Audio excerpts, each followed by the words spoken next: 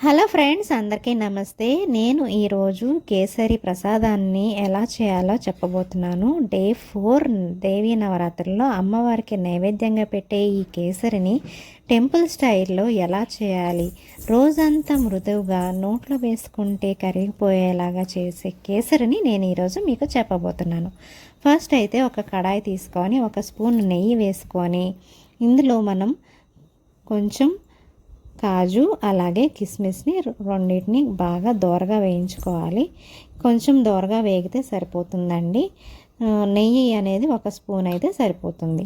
ఇప్పుడు ఇందులో నేను 1 కప్పు బొంబాయి రవ్వ తీసుకుంటున్నాను.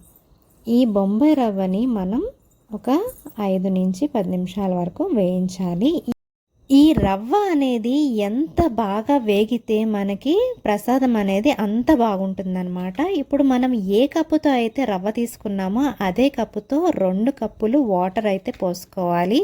చాలామంది కొంచెం వాటర్ని వేడి చేసి పోస్తారండి. అలా పోస్తే తొందరగా ఉడికిపోయి జారుగా ఉండ తత్వం అనేది పోతుందనమాట.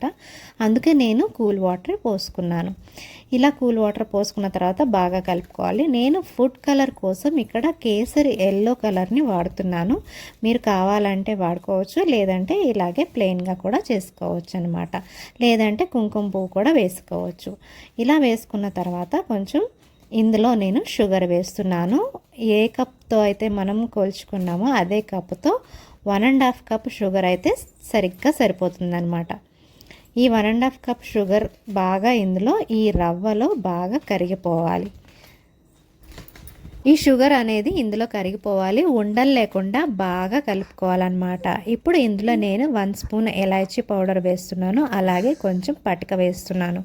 పటిక వేస్తే మనకి టెంపుల్ స్టైల్లో ఎలా చేశారో ఆ స్టైల్లో మనకి ప్రసాదం అనేది తయారవుతుంది. ఇప్పుడు ఇందులో నేను 1 స్పూన్ నెయ్యి వేసి బాగా కలుపుకుంటున్నాను.